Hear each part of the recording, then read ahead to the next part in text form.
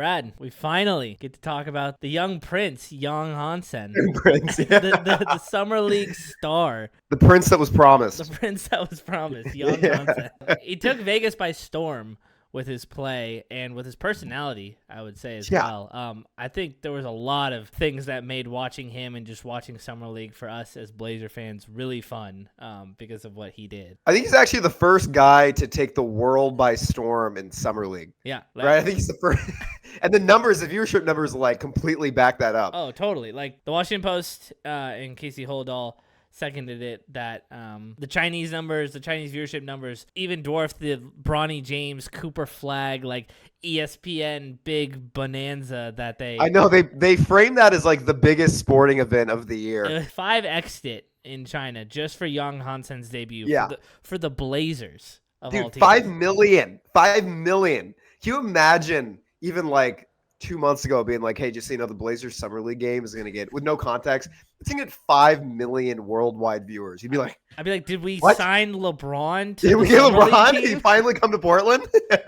The amount of new fans it seems like the Blazers have, the eyes that are on the Blazers, the national media coverage, all of this stuff. I mean, you even felt it. You could feel it through the TV in the gym. Like they were chanting, "Let's go Blazers." It's basketball.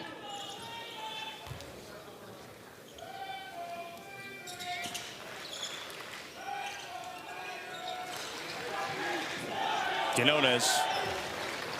Like for a Summer League game, like you can. Isn't that just awesome? and you can Isn't that hear it just through the TV. amazing? It's so cool. It's the best part right now, I think, of the whole experience is us immediately getting millions of cool new fans from across the world. There's nothing cooler than a guy like Hansen just like bringing a country on his back and representing them. He's like already an icon. Yeah. You know what I mean? For Portland, for China, it's awesome. And they're cool fans too. Because that's the thing. I knew we're going to be good soon. So I thought all of our new fans are going to be these like horrible bandwagoners who are going to be like, oh yeah, I was a Blazer fan the whole time. Just from that alone, I feel like Summer League was a win. Like the Blazers felt like that we were put on the map for the first time in a long time. Hansen is, even that we've learned, been such an awesome presence, like in front of cameras, on the court, just as a personality and how hard he's like trying. He's given these tons of amazing quotes. I mean, everyone saw like the Eat, Sleep, PS5 one. In the Washington Post story, he said like he never thinks about anything that's more than 8 hours away,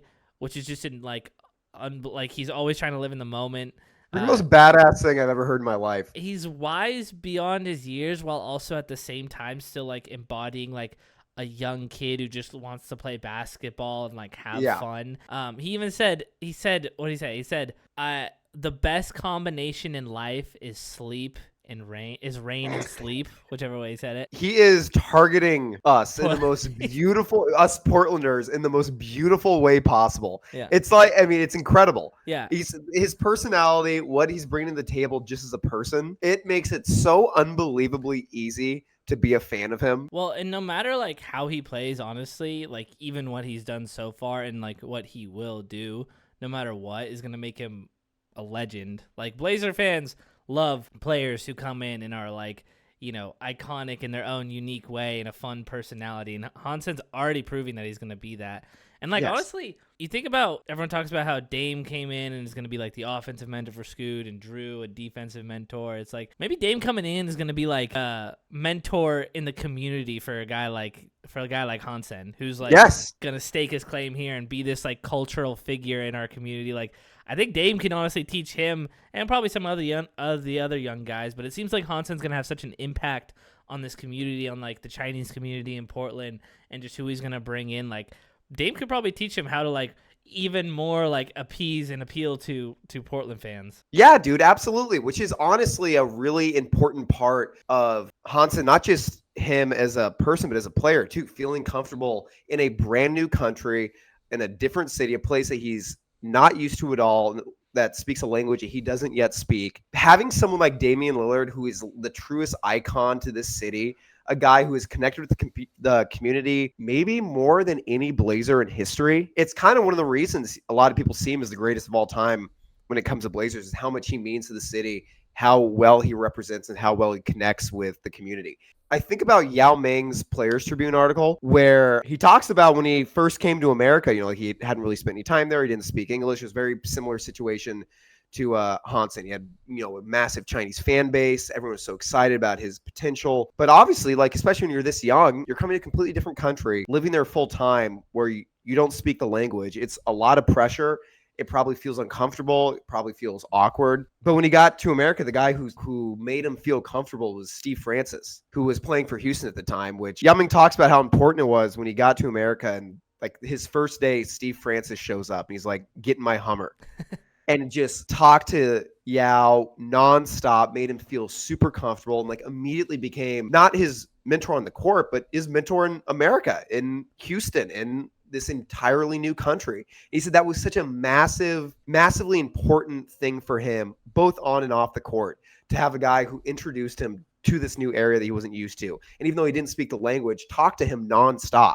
And that's exactly, I think, the potential that Dame has to do for Hansen. One of the reasons, again, that I was frustrated when we took that pick is I was like, I don't want to be constantly comparing this guy to Clingan. Like, I want to enjoy this process. So the first couple games in Summer League, I kind of struggled with that a little bit, where it's like, Clingan's awesome. We just drafted a big. Like, it's almost impossible to watch him and not just constantly compare him to Clingan, which by like game 3, I had fully embraced the fun of it. I was like, what? It's the Summer League. We have a big, talented guy who's bringing an entire country on his back. I'm going to absolutely just enjoy this process for what it is, and what happens.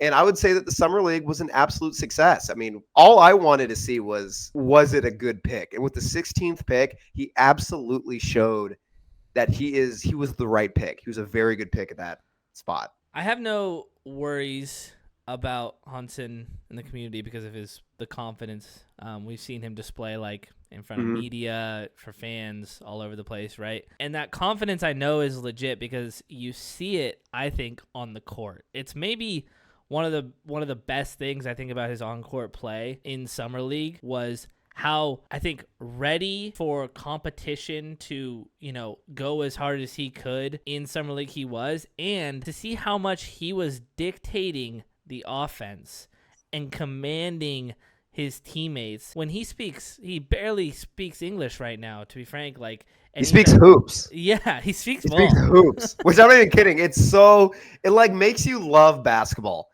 Watching him play, it makes and that's what's been such a joy about watching him on the court. He's telling a 5-year college player, Caleb Love, like 5-star recruit, like, go over there, go set a screen, go come get the ball right now. Like, he's telling all these people where to do, and it's because he has the confidence, and it's something that Cronin and those guys believed in a lot, was his basketball IQ, but he's really displaying it, and I think that was probably my favorite thing of watching him on the court. The passes were flashy and they were really cool, and I hope we see some more of those. The rebounding was a big topic of conversation because it was like he was boxing out his guys to let guards come in and get more rebounds, which I thought is a pretty solid overall strategy. As long as you're boxing out your guy well. I did think there were some times where his box outs weren't, like, guys were getting around his box outs, and he was just the nearest guy to the board and he wasn't coming down with them. So I thought there was more to be had there. But from that offensive side of the floor, just the fact that he was being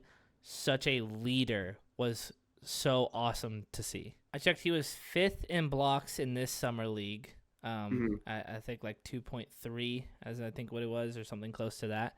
The other thing I was surprised by, and plus minus is a completely kind of BS stat, obviously, in a lot of ways, especially in the Summer League. Yeah, especially in the Summer League where they're I think it's actually a great stat as long as you have the proper context to it, but I feel like in the Summer League it's like impossible to have proper context to plus minus. And 4 games, it's pretty bogus to really try and lean on it, but I think at the end of the day, the more kind of BS stats you can stack together and make kind of a bigger picture.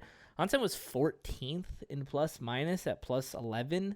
Yeah. And that's if you take out a couple guys who only played 1 game. I know. No, the reason I laugh is we start with it's not like the best stat to use. And I hear he's 14th, and I'm like, ooh.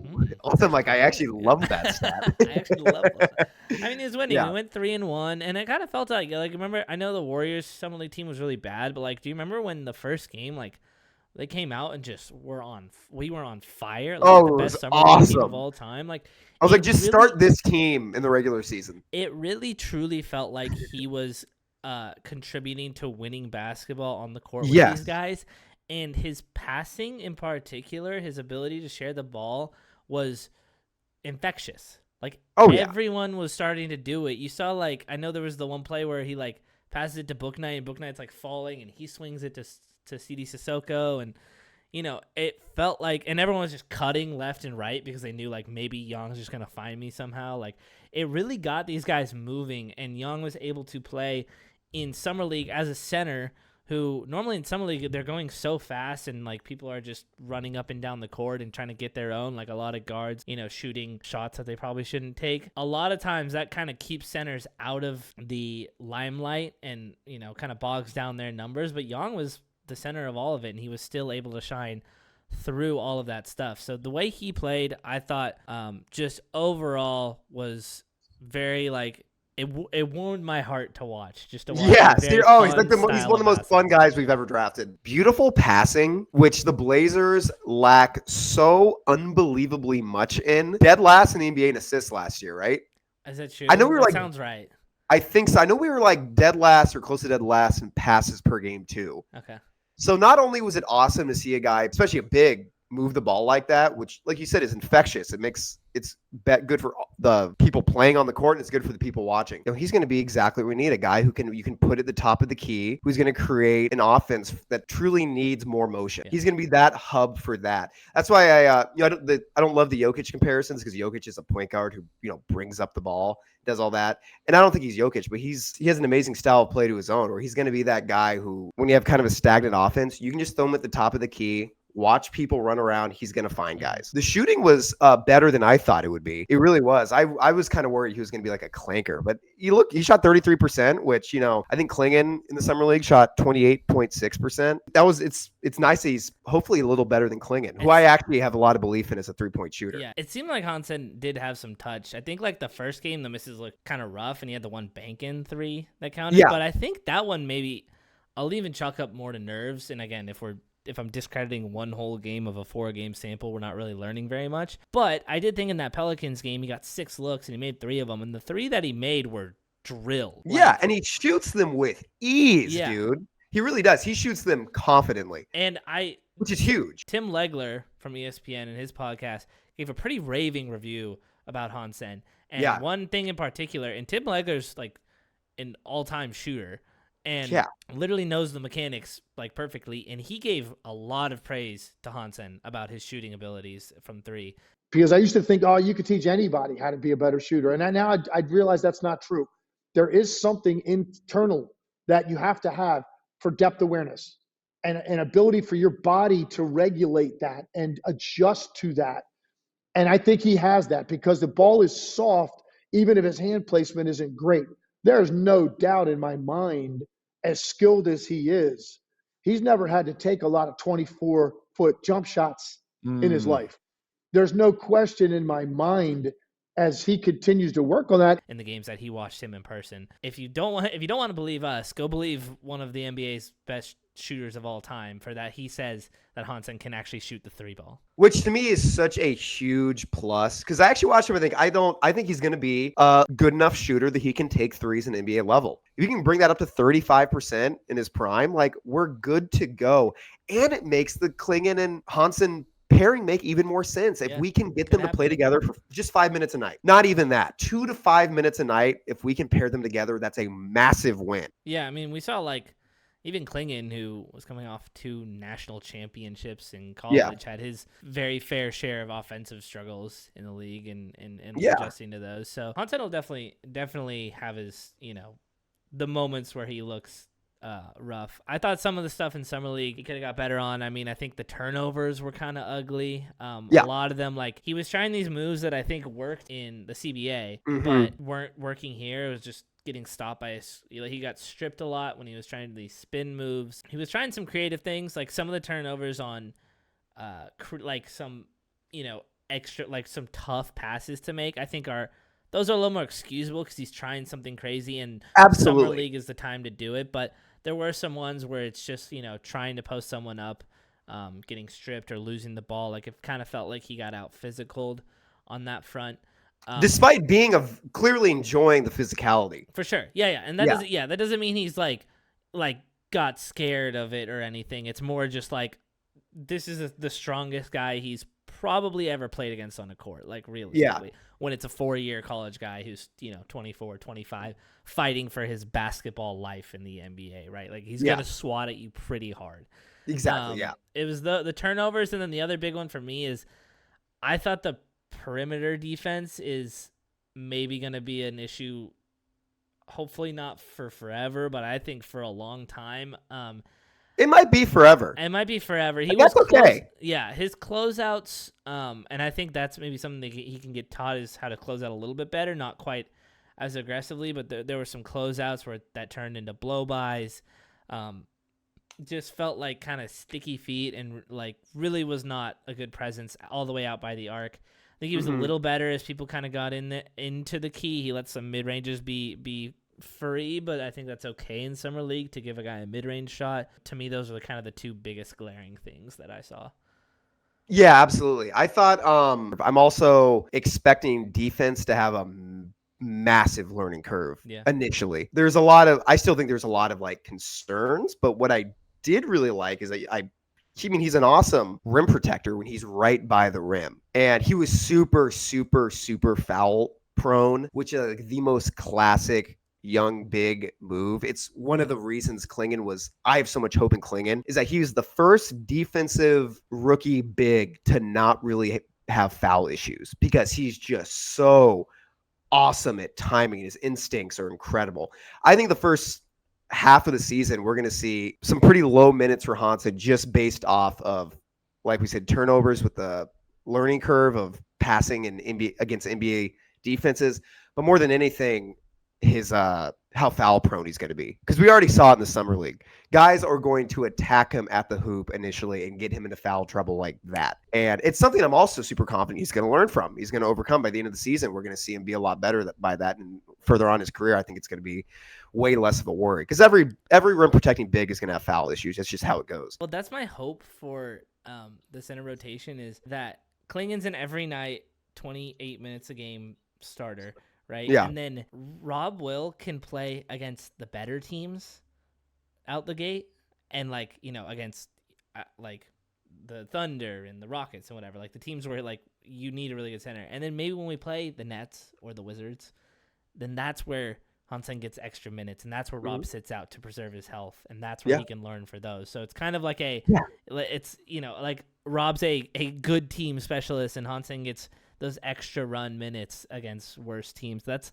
my dream scenario. So that way Rob only has to play like 45 games in the season. Like he only has to play the best, maybe even 50 if he can get there, and preserve his health. So that's my dream. If Hansen can just learn against guys, who aren't going to completely embarrass him right off the bat, like let's not let him defend Jokic all that much, please. It would I think it would be no one really wants to see that, but let him go against Danny Wolf. It's going to be tough from a defensive standpoint for sure. That was basically most of his knocks in scouting. Now, everyone basically who didn't believe in him and who laughed at the pick basically just saw no way that he could ever hold up defensively. But exactly. And there was a lot of parts where, like when he was matched up against Derek Queen, there was a stretch of about 3 minutes where Derek Queen kind of took his lunch money and really sunned him, I guess, for lack of a better term. But because I mean, he shot this is a criticism. Hansen did shoot 46%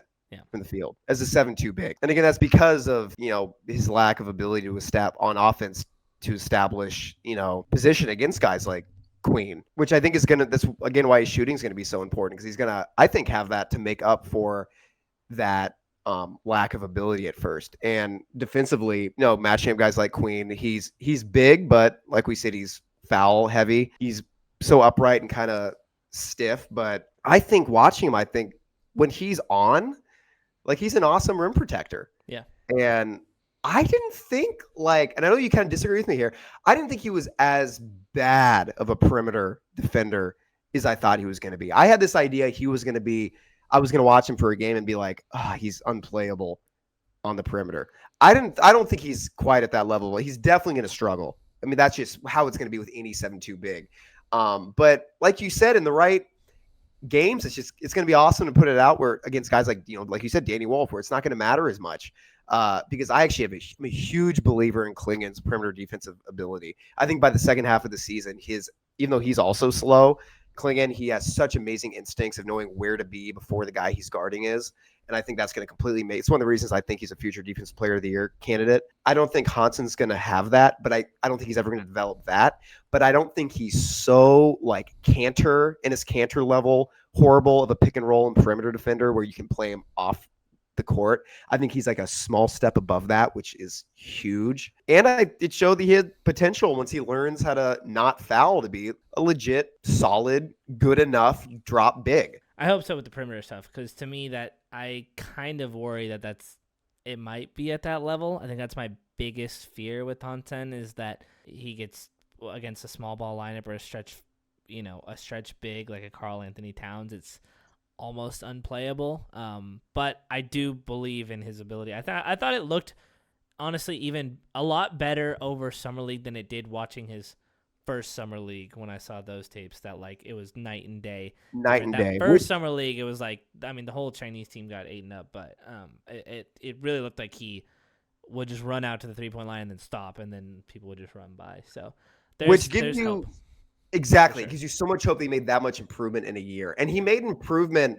The concerns that I had for that first Summer League when you rewatch those games are similar. The fact that, like I said, has such a high center of gravity, so he's very stiff. Rigid. But he every year it seems like is making up for that. So what's awesome about the Summer League is it gives a good glimpse into what they'll hopefully look like once they adjust to the NBA, because I think Clingan was a perfect example of this. How he played in the Summer League was really close to how he played at the end of his rookie season.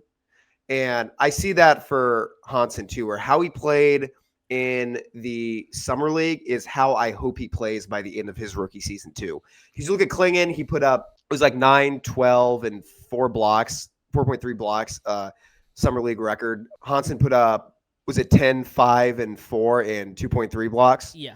On 46% shooting, 33 from 3. So that's kind of, and again, this is not to downplay like any excitement. Like I would love to be like, oh, he's going to be a Hall of Famer. But I think a good expectation to have for him is that will hopefully be what he looks like by the end of his rookie season. A guy who can come in, play 20 to 25 minutes, put up 8 to 10 points, 4 to 6 rebounds, 3 to 4 assists, and a block or 2 a game. Like an awesome, by the end of the season, backup big to Clingan. And that's kind of what my excitement ended up coming from when it came to Hansen is, I am such a massive believer in Clingan as a future defensive player of the year. And as a guy who's watched, years of Blazers where we were literally dead last in the NBA in defense, I have been wanting for years for us to commit to that defensive identity and mindset. And I do think Clingan is the man for that. But now I'm seeing the vision with Hansen where it's like, oh, what we're probably going for is not, Clingan or Hansen. It's, now we have 2 massive guys who probably can't play more than 27 minutes per game, who can now play 27 minutes per game each on this team when they're both in their prime. And that's like an absolutely amazing thing to have. Clingan is a good passer, and he's a good screener, and he's obviously like an insane rim protector, right? Yeah. And so he brings a really elite defensive side of the ball, but Hansen kind of can come in, and if we need more offense, if we need more creation, we might find very well in this year where we're going to struggle on offense that we need more creativity, more flow on offense. And so he brings a different look. While we may sacrifice, a lot in terms of rim protection just because of how good Clingan is, what they're hoping for is that Hansen brings enough rim protection, enough good screening. I also really liked his screening in Summer League. I thought he was setting some really good, hard and creative screens where you kind of screen and rescreen by turning. Hansen will keep that baseline, but he'll be a different look when it comes, to just whatever we need. And that's another thing in the NBA that's really big right now with, it's kind of how the Thunder did it with Holmgren and Hartenstein. It's, 2 centers who can kind of give you 2 different things. So that's, I think, what they're going for. And if Hansen can just fill 20 minutes a game, 18 minutes a game even, and just do his thing efficiently, then I think that's going to be a huge win at the 16th pick, and that's all they're asking him to do. What I see with Hansen is we're going to see it's the first of an era of centers that I think we're going to see a lot more of in the future. And it's one of the reasons it's so fun to watch him, because he's a guy who he'll say himself, he grew up idolizing Jokic. He's a guy who that's his favorite player. That's who he tries to play like. And every time there's a generational player like Jokic, like Jordan, LeBron, Magic, there's all of a sudden, since we've never seen anything like those players before, you then for the first time get the first batch of players who grew up watching them, who don't play exactly like them, but clearly watch them a lot. Because that's what I get when I watch Hansen. I don't see a guy who plays a lot like Jokic, but a guy who clearly watched a lot of him and wants to play that way, which is awesome. That's an amazing thing to see. And it's what makes Hansen so special is I think he's the very first of that next generation of centers who grew up idolizing Jokic. And I'm not saying this to downplay Hansen's ability or what type of player he is. I actually mean this in a really good way, that he feels incredibly special right now because he is.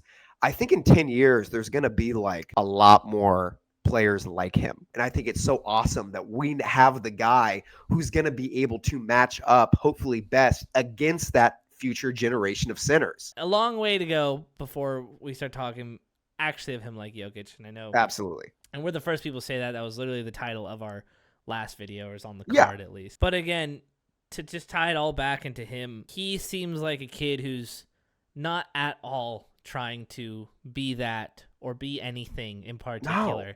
All he's shown us is that he just wants to be a team player, play winning basketball, and just have fun with this whole thing. So if, like you said, I like how you said that if he looks like how he did at Summer League at the end of his rookie year, that'd be a massively good rookie campaign for someone like him coming from the CBA. And if that's the role he has to play for his career, I think he's fine with that. He just wants to be an NBA player and have fun and represent China and just be a part of the city of Portland. And I think that's all we want from him. So yeah, I mean, obviously, I hope he turns into Jokic. That would be the coolest thing that'd be amazing. All time. But if, like we've been saying, the role that I think the front office wants him to fill, I think we can see for him, and I think is very attainable, is to just be a rotational, not even a backup, just a rotational centerpiece of about 20 minutes a night, and give hard effort and play creatively and have a little bit different looks than Clingan gives you. That's all it is. And so I think with that context in mind, I think he can very much achieve that, and he showed that in Summer League. And I think, honestly, even at the end of the day, if you just think about the role he's going to play in practice, him and Clingan going at each other, I think him being a, offensive threat and kind of a post move, he does have good creative post moves. Being Clingan working on him and playing defense on him, and then Yang having to get around such a good defender like Clingan, like the iron sharpens iron of those two. Even at the baseline, even if he's just a good practice player to make Clingan better, sure, like that's a win, right? So there's so many wins that it seems like this kid is providing, and we're all here for it. It was an awesome Summer League to watch. So absolutely, and that's the thing. Is like I saw a lot of good. I saw a lot of things I think he needs to work on. But what I was hoping to see, and the reason I was so happy by the end of it, it's like, oh, we got an NBA player. We got an NBA player. I think we got can confidently say that. We can confidently say that. His floor, to me, going into it, I was like, I don't know what his floor is. Yeah. I still, it's 4 games of Summer League, so I have no idea what his ceiling is. I don't think anyone really does. But I watch him like, oh, he's going to be an NBA player. We're excited, and I think Blazer fans in general are all very excited. There's Hansen hysteria, as they're saying, as I'm saying. No one else is saying that. Well, we appreciate you guys, as always. If you could hit a like for us on the video, it helps a lot. We really appreciate it. Keep commenting. Comment, what you liked about Hansen, what you didn't like. And we'll keep responding as much as we can. And if you are new here, please hit us subscribe. We're approaching 1,000 subscribers, which is a milestone. We thought it would take a lot longer to hit. But going to be in a short time, we hope, with your help. So we appreciate you guys. We'll be back with more Blazer takes all summer long as we get, continue to wrap up this season and then start looking ahead to a next really big season. Well, the Blazers are cool, so we have no other choice. We have no other choice but to just keep thinking about them all day long Yeah. because of how cool they are. All right. We'll see you guys later.